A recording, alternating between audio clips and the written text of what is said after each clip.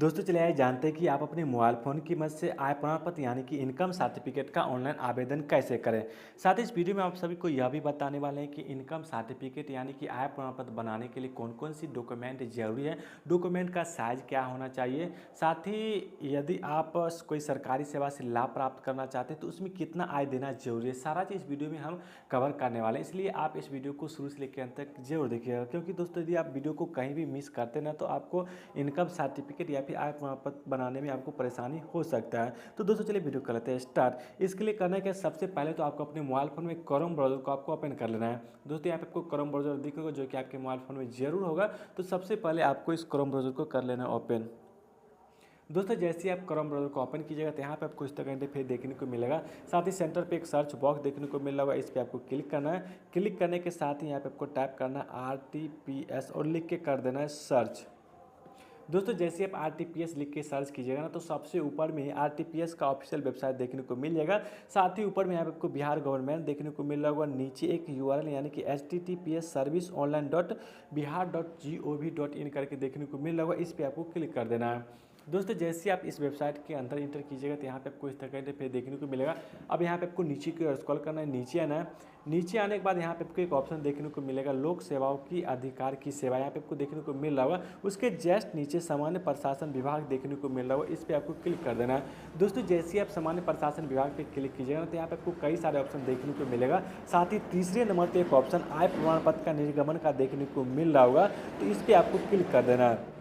दोस्तों जैसे ही आप आय प्रमाण पत्र के निर्गमन पे क्लिक कीजिएगा ना तब यहाँ पे आपको फिर से 3 ऑप्शन देखने को मिल रहा होगा। पहला अंचल स्तर पे, दूसरा अनुमंडल स्तर पे, तीसरा जिला स्तर पे। तो यहाँ पे आपको हमेशा अंचल स्तर पे ही क्लिक करना है जब तक कि आपको बोला नहीं जाए कि आपको अनुमंडल स्तर से बनाना है या फिर जिला स्तर से, तब तक आपको हमेशा क्लिक करना है अंचल स्तर पर। तो दोस्तों चले यहाँ पर हम अंचल स्तर पर क्लिक कर देते हैं।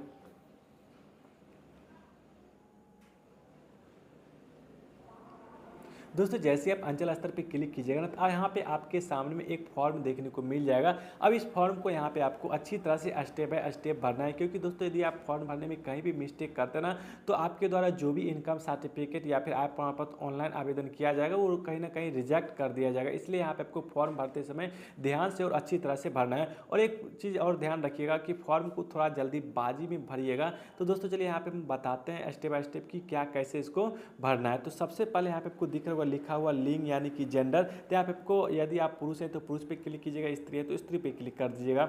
उसके जस्ट नीचे आता है अभिवादन, यानी कि यदि आप अपने नाम के पीछे श्री लगाना चाहते हैं तो श्री पे क्लिक कर सकते हैं। यदि कुछ भी नहीं लगाना चाहते हैं तो यहाँ पे आपको नीचे कोई अभिवादन नहीं दिख रहा होगा, इस पर आपको क्लिक कर देना है। उसके जस्ट नीचे आता है नाम ऑफ अप्लीसिएंट, यानी कि यहाँ पे आपको उस व्यक्ति का नाम इंटर करना है जिसका आप आय प्रमाण पत्र बनाना चाहते हैं, या फिर यदि आप अपना खुद का बनाना चाहते हैं तो यहाँ पे आपको अपना खुद का नाम इंग्लिश में इंटर करना है। उसके जस्ट नीचे यहाँ पे आपको दिख रहा होगा आवेदक आवेदिका का नाम, यानी कि आपको अपना नाम हिंदी में लिखना है।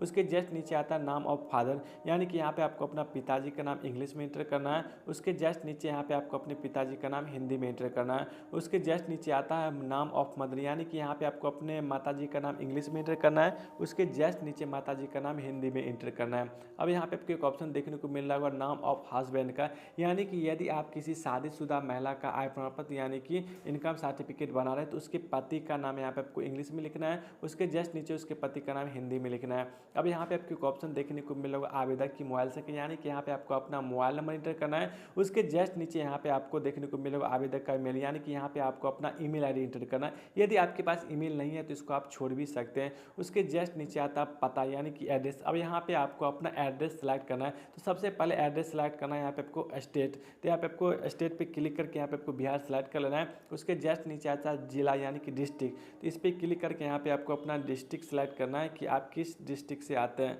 तो दोस्तों चलिए यहाँ पे आपको दिख रहा होगा हमने समस्तीपुर सेलेक्ट कर लिया हूँ। उसके नीचे यहाँ पे आता है अनुमंडल, यहाँ पे आपको अपना अनुमंडल सेलेक्ट कर लेना है। उसके जस्ट नीचे आपको प्रखंड देखने को मिल रहा यानी कि ब्लॉक, तो यहाँ पे आपको ब्लॉक सेलेक्ट कर लेना है। अब यहाँ पे आपको एक ऑप्शन देखने को मिल रहा स्थानीय निकाय का प्रकार। दोस्तों यदि आप किसी ग्रामीण क्षेत्र यानी कि गाँव से आते तो यहाँ पे आपको ग्राम पंचायत पे यहाँ पे आपको क्लिक कर देना है।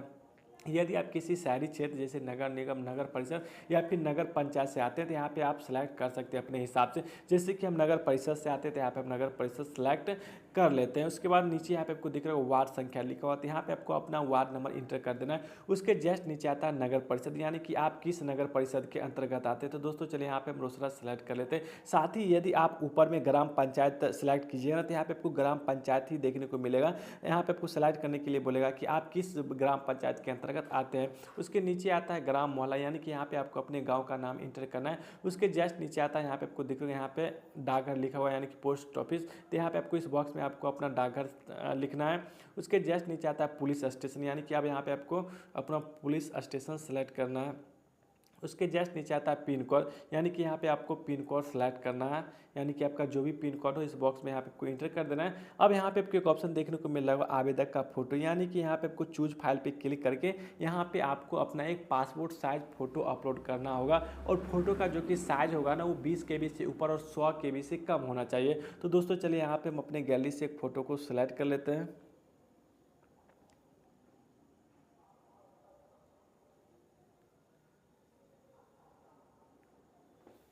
तो दोस्तों यहाँ पे आपको दिख रहा है हमने फोटो को सिलेक्ट कर लिया। उसके बाद यहाँ पे आपको नीचे आना है, नीचे यहाँ पे आपको दिख रहा है आधार संख्या। तो इस बॉक्स में यहाँ पे आपको कुछ भी नहीं लिखना है, यानी कि इसको खाली छोड़ देना है। अब यहाँ पे आता है पेशा, यानी कि यहाँ पे आपको इस पर क्लिक करके यहाँ पे आपको सिलेक्ट करना है कि आप छात्र हैं या फिर गवर्नमेंट में जॉब कर रहे हैं या फिर आप जो भी काम करते हैं ना वो यहाँ पे आपको सिलेक्ट करना है। जैसे कि चलिए यहाँ पे हम छात्र हैं तो यहाँ पे हम छात्र पे क्लिक कर देते हैं। उसके बाद यहाँ पे आपको एक ऑप्शन देखने को मिल रहा है आवेदन का उद्देश्य, यानी कि यदि कोई पर्पस है इस आय प्रमाण पत्र यानी कि इनकम सर्टिफिकेट बनाने का तो इस बॉक्स में आप लिख सकते हैं।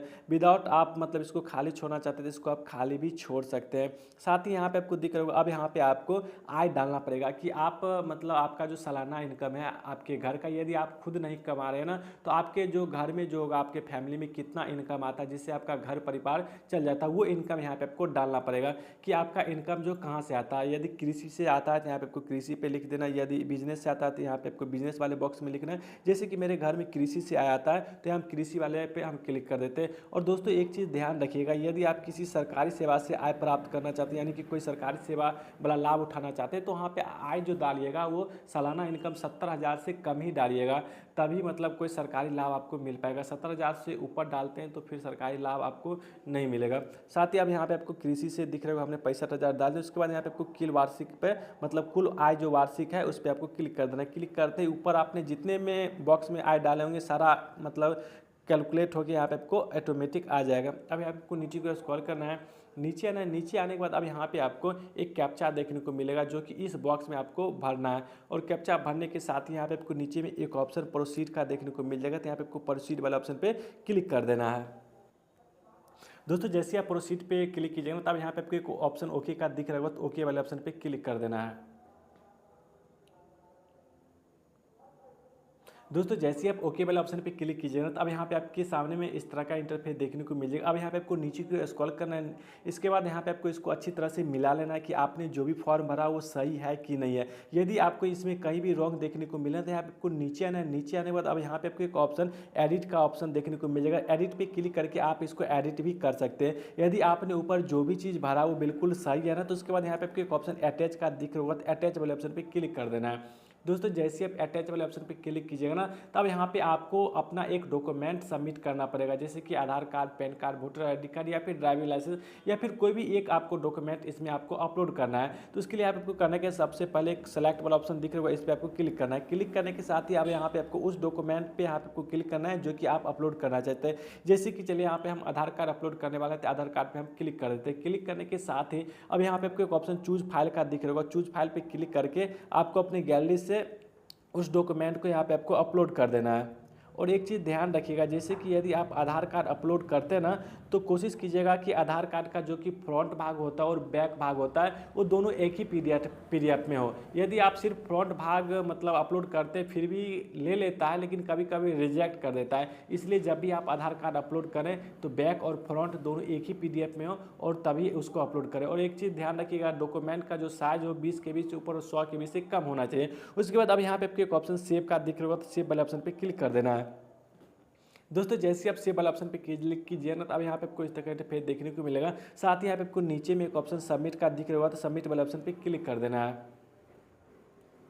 दोस्तों जैसे ही आप सबमिट वाले ऑप्शन पे क्लिक कीजिएगा तब यहाँ पे आपको दिख रहा होगा मेरे द्वारा जो भी मतलब आय प्रमाण पत्र यानी कि इनकम सर्टिफिकेट ऑनलाइन आवेदन किया गया तो वो आवेदन हो चुका है, जो कि यहाँ पे आपको आवेदन का तिथि भी ऊपर में देखने को मिल जाएगा, साथ ही आवेदन का संख्या भी देखने को मिल जाएगा, जिसके मदद से आप आय प्रमाण पत्र यानी कि इनकम सर्टिफिकेट को आप ऑनलाइन डाउनलोड कर पाएंगे। उसके बाद साथ ही नीचे में यहाँ पे आपको सेवा प्रदान करने का तिथि भी देखने को मिल जाएगी, यानी कि किस तारीख को आप इसको डाउनलोड कर सकते हैं। साथ ही यदि आप इसको पीडीएफ के रूप में यानी कि इस रिसीविंग को सेव करना चाहते हैं तो नीचे में एक ऑप्शन एक्सपोर्ट टू पीडीएफ देखने को मिल जाएगा, इस पर क्लिक करके आप इसको सेव भी कर सकते हैं। तो दोस्तों जैसे कि यहाँ पे आपको नीचे में देखने को मिल रहा होगा कि यानी कि ये सेव भी हो चुका है, तो दोस्तों चलिए इस पर हम क्लिक करके भी आपको दिखा देते हैं।